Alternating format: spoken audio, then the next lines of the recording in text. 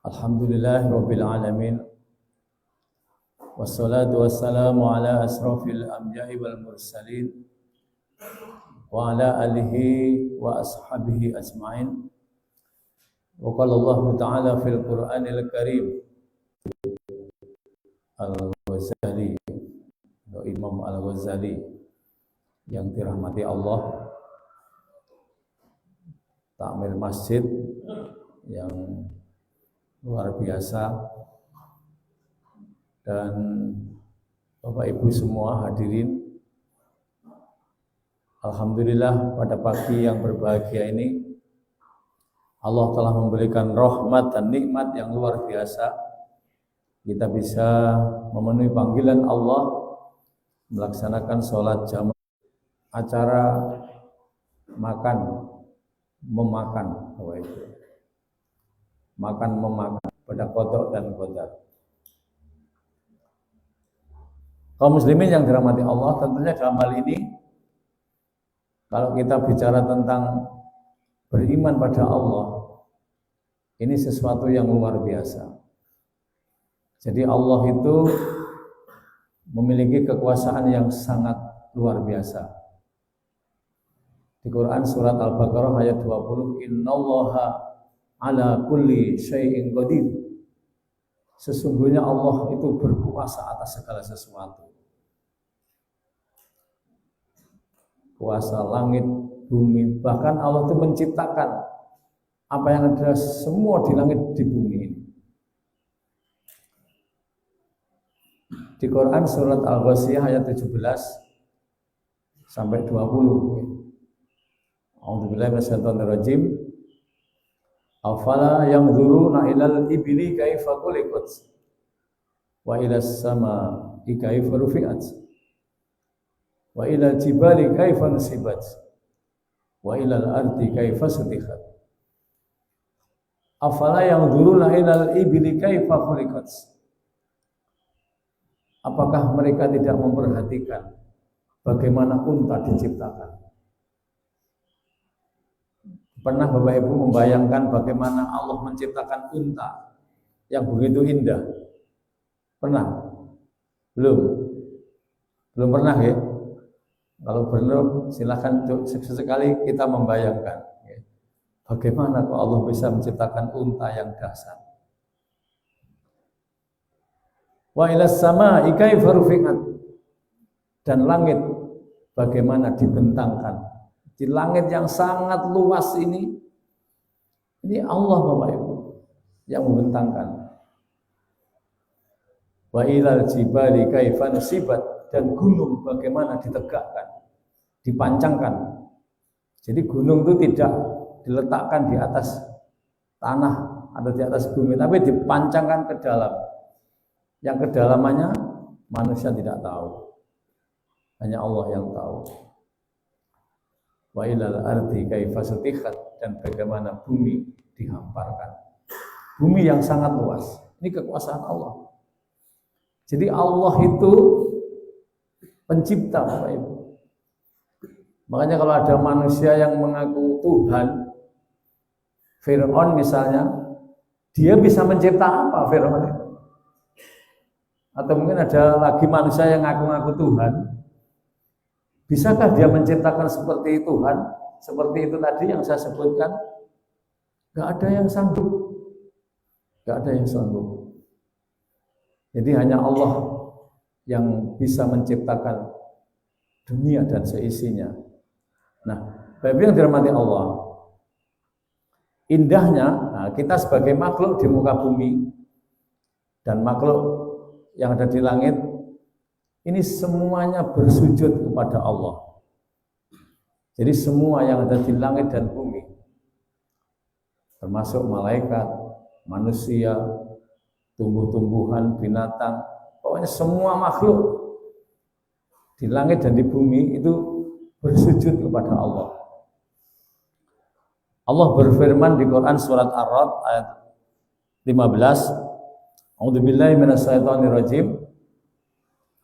Walillahi yasjudu man fis samawati wal ard taw'a wa karha wa dhilluhum bil huduwi wal asal. Dan semua sujud kepada Allah, baik yang di langit dan di bumi, baik dengan kemauan sendiri maupun dengan terpaksa. Dan sujud pula bayang-bayang mereka pada waktu pagi dan waktu petang. Jadi ini Bapak Ibu, semuanya bersujud kepada Allah,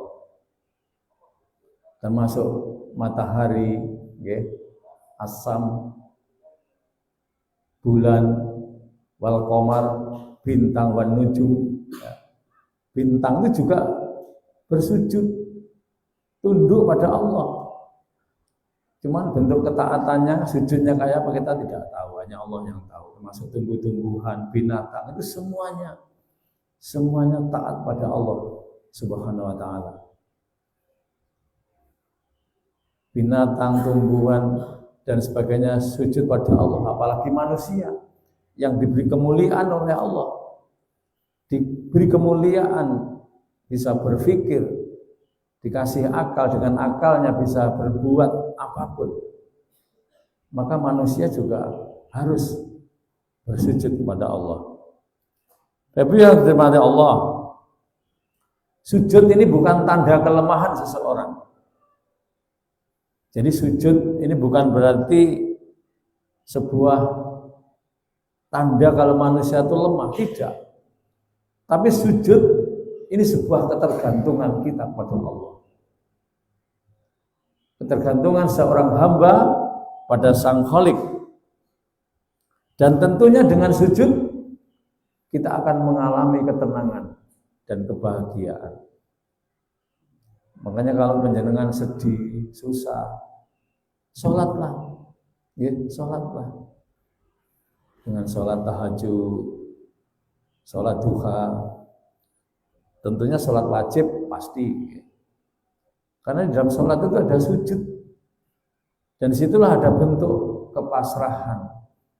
Jadi sujud itu suatu bentuk kepasrahan diri kita pada Allah, baik terpaksa atau tidak terpaksa. Tapi sebaiknya dilakukan dengan tidak terpaksa, dengan rela, dengan ridho. Ketika kita ridho, maka Allah pun juga akan ridho. Niki Bapak yang dirahmati Allah. Sujud adalah suara hati. Sujud adalah berbicara tentang Sang Pencipta tanpa kata, ya. Jadi ketika dunia terasa berat, ketika hidup ini merasa berat, bersujudlah Bapak Ibu yang dirahmati Allah. Maka dengan bersujud, sembari kita berpasrah diri pada Allah, berdoa pada Allah, maka hidup akan menjadi ringan. Hidup akan menjadi teratasi masalah-masalah dengan minta petunjuk pada Allah Subhanahu wa ta'ala.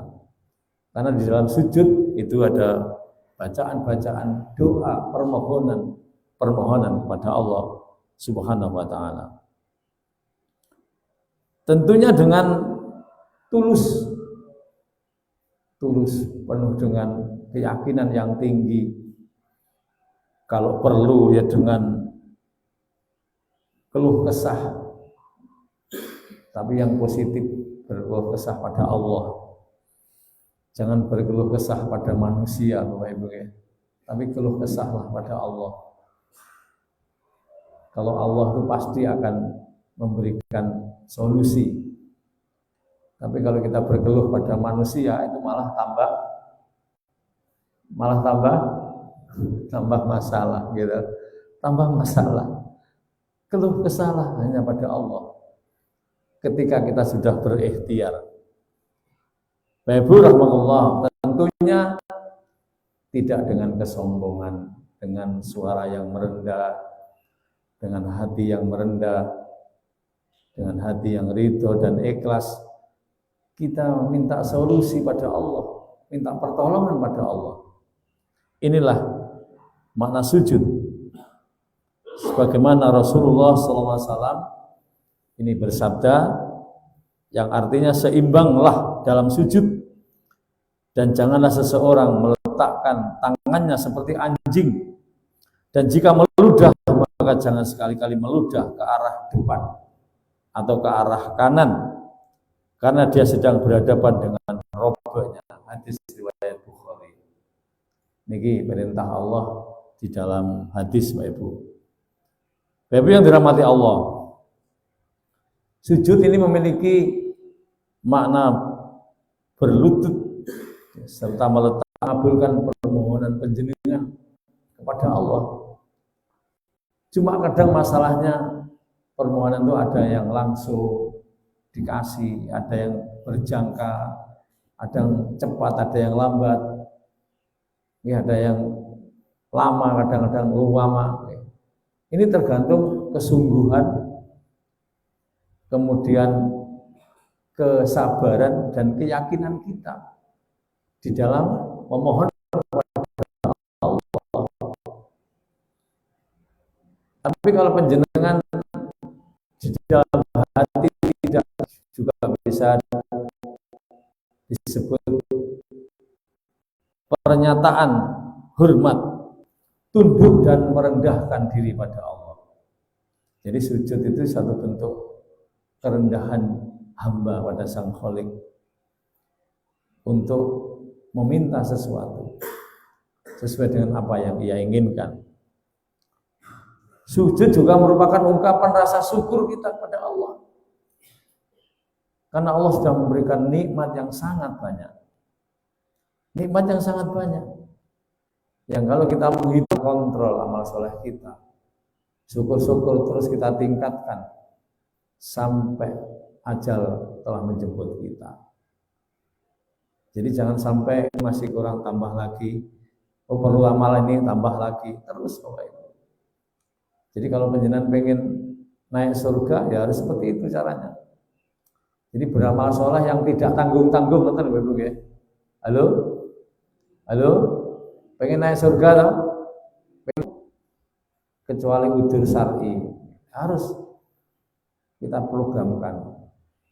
Kemudian ini sebentar lagi kita puasa Ramadan. Ini harus sudah kita siapkan mental kita, fisik kita, ya, spiritual kita, termasuk fulus kita, ya Bapak Ibu. Fulus, apa fulus? Harus sudah kita siapkan, ya. Jangan sampai pas Ramadan. Halo, puasa Daud? Dereng. Kenapa kok dereng? Kenapa kok belum? Berat. Berat. Pernah dicoba? Dicoba. Kalau belum pernah dicoba jangan bilang berat. Dicoba Bapak Ibu. Puasa Daud itu kana yasumu yauman wa yuftiru yauman. Jadi sehari puasa, sehari tidak. Ini puasa yang asik dan menyenangkan Bapak Ibu. Asik dan menyenangkan. Betul-betul.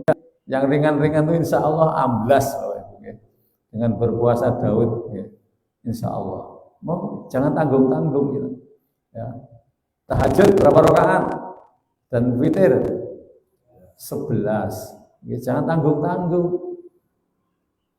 Duha berapa rakaat? Tiba. Bersedekah ya, semaksimal mungkin. Insya Allah kalau kita bersungguh-sungguh dan hanya berharap pada